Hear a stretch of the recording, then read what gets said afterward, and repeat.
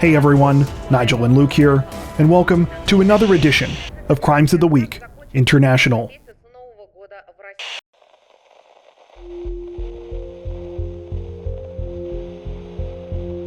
Authorities in Thailand's Nonthaburi province say that they are in the middle of a high-stakes manhunt this week after a prison inmate escaped from his work detail and went on the run, and it was revealed that he might be hunting his estranged wife and her new lover. The whole thing started on the morning of February 2nd, when the man in question, 32-year-old Wasan Abnual, left the provincial prison where he was being held with a group of other inmates. According to reports, Abnual was 9 months into a 3-year sentence for a theft conviction, but due to good behavior, had been assigned to a work detail that allowed him to leave the prison grounds. On this particular day, Abnual and the other inmates were working on a construction crew at a Department of Corrections site in Muang Nonthaburi district. They arrived at around 8 a.m., and for the first 4 hours or so, things went completely normal. That was until around noon, when Abnual secretly slipped away while on his lunch break. Following the escape, Abnual headed for his childhood home, which apparently wasn't very far away. Once there, he allegedly lied to his mother, telling her that he had been released from prison early, but that he needed to borrow some cash, a phone, and her motorbike. He said he was headed to the local courthouse to pick up an ankle monitor so that he could serve the rest of his sentence on house arrest. His mother believed him and handed over the items. After that, Abnual went on the run. While authorities obviously would have launched a search for the 32-year-old no matter what, they soon got some information that made the situation extra alarming. According to Abnual's parents, they suspect that he might now be attempting to hunt down his estranged wife and her new lover. In an interview with local media, Abnual's father explained that his son's wife, who goes by the nickname Ice, left their shared home a while ago and moved in with her new lover. Abnual had reportedly been sending letters trying to figure out where she was, and it's now suspected that the escape was his attempt to take things to the next level. The 32-year-old's parents say that they are worried that he might harm Ice and her boyfriend if he finds them. At the time of this recording, Abnual remains on the run, and police are still attempting to trace his whereabouts. He was last caught on surveillance footage riding his mother's motorcycle in nearby Bangkok, though it's unclear where he was headed.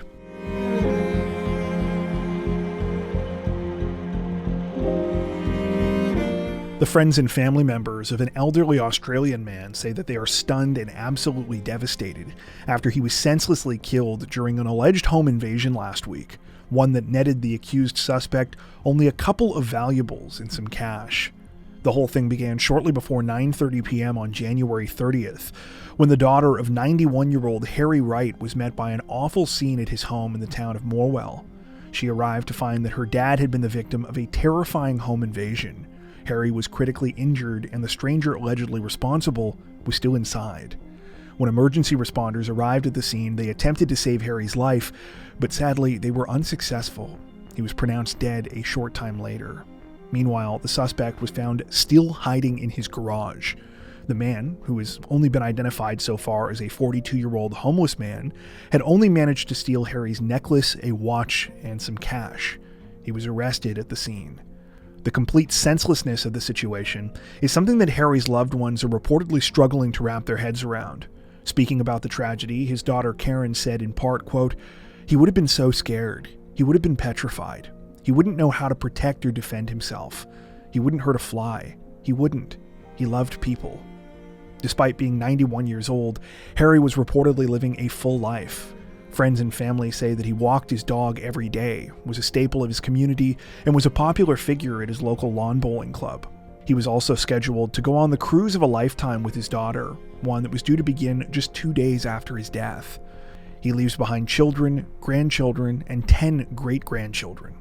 Adding to the heartbreak, loved ones say they only lost Harry's wife 6 months ago. At the time of this recording, police say that they are still investigating the exact circumstances surrounding the crime and are awaiting autopsy results before commenting on Harry's cause of death. So far, the 42-year-old suspect has been charged with aggravated burglary, but more charges are expected to follow pending the outcome of that autopsy.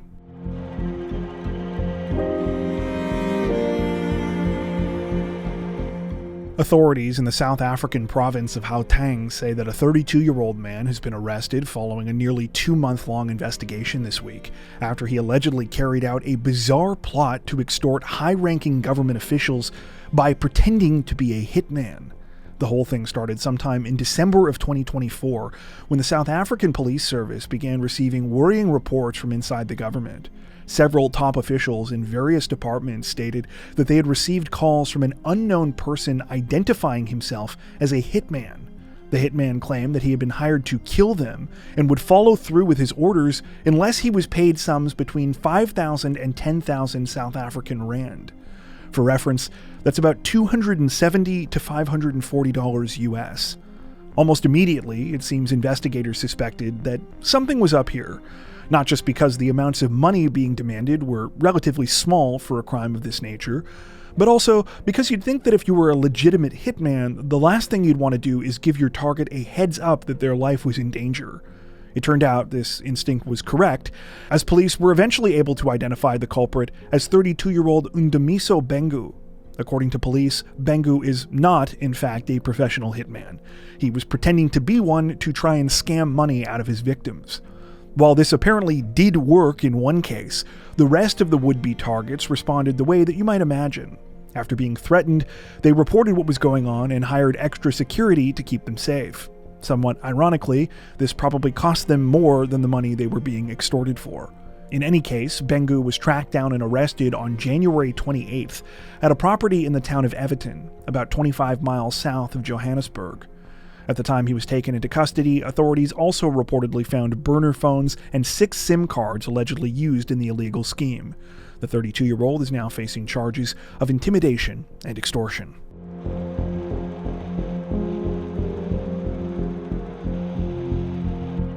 Authorities in the Japanese city of Hiroshima say that a 22-year-old man has been arrested in connection with a disturbing incident this week after he allegedly broke into the home of a female acquaintance during the middle of the night and tried to kill her and her parents with a hammer.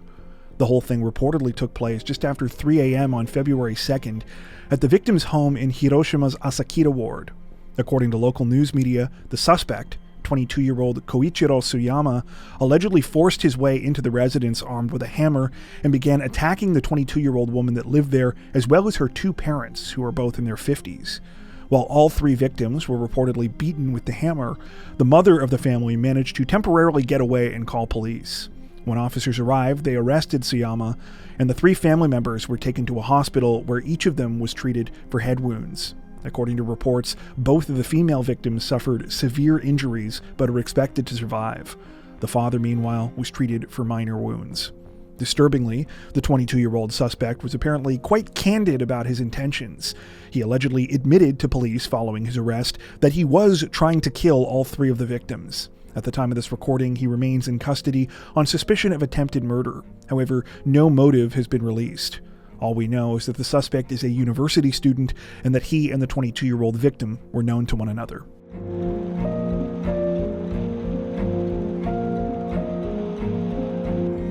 Authorities in the Indian state of Odisha say that an elderly man may have been left permanently disfigured following a strange and senseless attack at the hands of a drunken neighbor.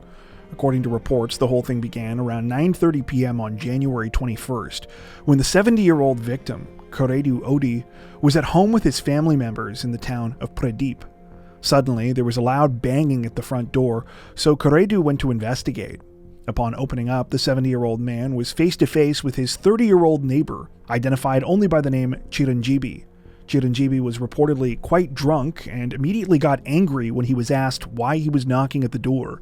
So angry, in fact, that out of nowhere, he attacked. Though Koredu's family members ran to his aid as quickly as they could, it wasn't fast enough to save him from the neighbor's deranged attack. Before they knew it, Chiranjeevi had bit the 70-year-old man's nose clean off. While Koredu was immediately taken to a hospital, unfortunately doctors there were not able to reattach his severed nose. Instead, they say that they had to reconstruct a new one entirely out of skin from his forehead. Currently, it's unclear exactly how successful the procedure was, with the head surgeon telling the media, quote, "I have not used any implant for the surgery. After 21 days, the patient will come for a review." What's also a mystery is what, if any, penalties the suspect is facing over the unhinged attack. Unfortunately, local news sources do not mention what happened to the 30-year-old, only that he was arrested after the shocking crime.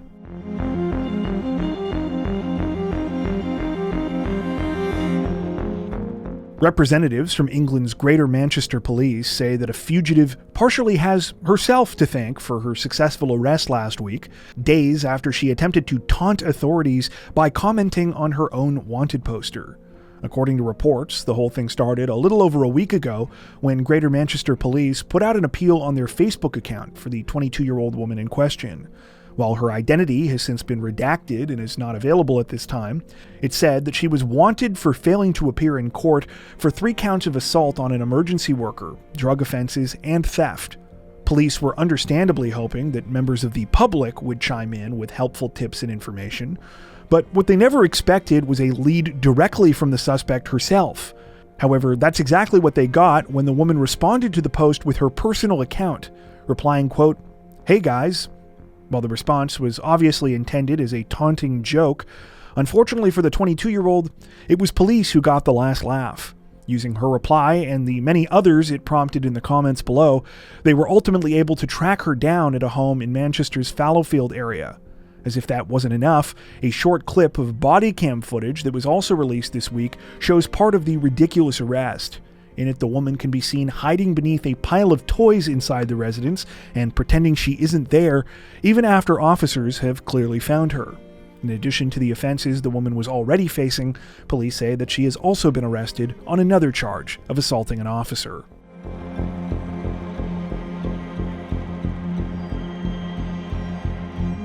The family members of 2 young Argentinian teenagers are demanding answers this week after they were found brutally murdered under mysterious circumstances in a remote section of their town. The whole thing began on the afternoon of January 30th when 14-year-old Josue Salvatierra and 16-year-old Paloma Gallardo left their homes in the Buenos Aires suburb of Bosques. The teens, who were very close and who had started dating about 2 months earlier, told their parents they were planning to go to the gym together and would be back before it got too late. They didn't take much with them, except their phones, a small amount of cash, and the clothes they were wearing. It was the last time they were ever heard from again. After Josue and Paloma failed to return home, their parents began looking for them and alerted police. However, they later told the media the process was incredibly slow. It took hours for officers to take their statements and even longer for an official search to be launched. Community members were much quicker to act and began attempting to lend a hand wherever they could. Sadly, everyone's worst fears were confirmed about 48 hours later when the bodies of both teens were found in a large vacant lot not far from where they disappeared. The lot reportedly covers many acres and is in a semi-industrial area nestled between a local highway, some railroad tracks, and a battery factory. It is also a place that is associated with danger. In addition to being used as a general dumping ground, the lot is known as a place where criminal activity and drug use are common. According to local media, Josue and Paloma had been savagely beaten to death. They both sustained multiple skull fractures and fatal head trauma, and their cell phones and cash were missing. A blood-stained piece of asphalt was among the evidence collected at the scene and is being investigated as a possible murder weapon. Because the teens' valuables were stolen, it appears that the primary theory so far is that the crime was an opportunistic robbery. Police have stated that Josue and Paloma could have been ambushed while they were walking through the area, and that their killer or killers may have committed the double murder to prevent the victims from identifying them. However, the teens' families are urging authorities to consider other possibilities as well, specifically that those responsible may have tried to sexually assault Paloma and that Josue was also killed when he tried to defend her. As for what the teens were doing in this area in the first place, local news sources state that Josue was quite familiar with the vacant lot. His family collected and sold recyclable waste, and chillingly, there is an image of him collecting scrap with his father that was captured on Google Maps just months before all of this. The photo was taken not far from where the 14-year-old's body was found this week. In addition to this, surveillance footage was recovered close by of Josue and Paloma walking together on January 30th around 6 p.m. This last known video of the couple was reportedly recorded not long before the final pings from their cell phones, which were shut off permanently shortly thereafter. At the time of this recording, no suspects have been identified or arrested, something that has led to widespread outrage in the community and criticism of the police. For their part, authorities claim that the public response is part of what has made the investigation more difficult.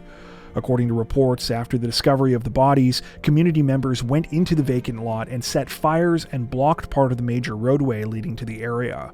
They did this to protest the security threats there that they say have been routinely ignored. However, police claim that this caused a large amount of potential witnesses, including homeless people who live there, to flee.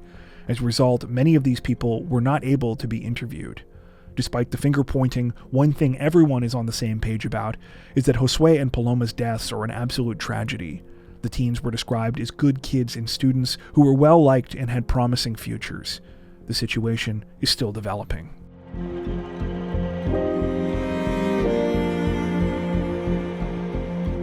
People across Sweden have been left shocked and devastated this week, following a horrifying and deadly shooting at a school, an attack that has been described as the worst of its kind in the country's history.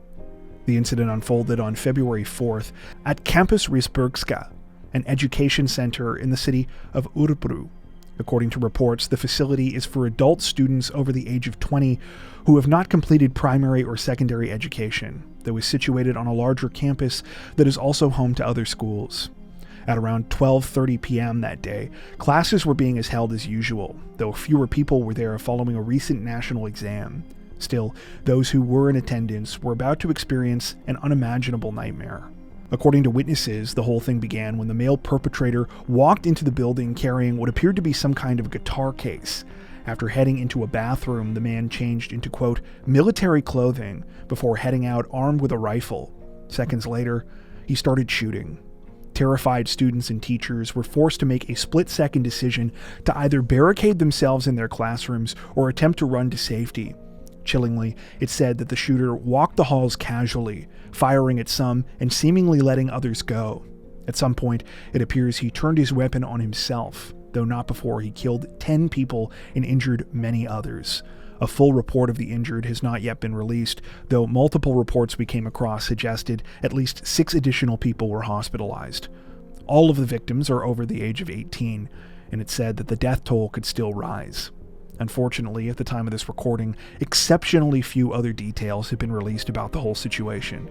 And what police have said they have been cautious about, advising the public that these details could change. That includes the fact that the shooter is believed to have acted alone, and that there does not appear to be a political motive behind the awful crime.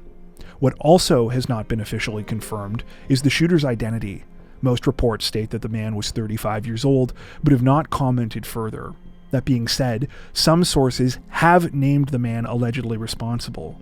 We are going to go over these details, but before we do, I just want to caution that this might not be correct. Even the sources that have chosen to report on the man's alleged identity seem to be hedging quite a bit, so take all of this with a grain of salt. According to these sources, the man's name is Rickard Andersson. They further claim that they were able to speak with several people close to the suspected killer who described him as a loner with virtually no social contact. The 35-year-old reportedly suffered from ongoing mental health problems and was previously declared ineligible for the country's mandatory military service due to this, as well as the fact that he had not completed school.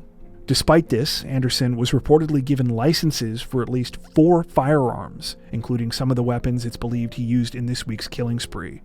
At the time of this recording, the situation is very much under investigation, and new developments are expected to be released in the coming days. Before we wrap up, we'd like to take a second to give a huge shout out to everyone who has made it this far into the video. Seriously, thank you so much for watching. If you found today's upload interesting and informative, we'd be honored if you'd consider liking and subscribing, as well as hitting the notification bell and selecting all notifications to stay up to date with our latest releases. If you're looking for additional ways to help support the channel, we'd love to have you join us over on Patreon. Patrons get ad-free and early access to all of our content, as well as 4 additional stories per week for each of our Crimes of the Week and Crimes of the Week International videos. You can learn more at patreon.com/crimezone, where you'll also find some of the fine folks whose names are currently on screen.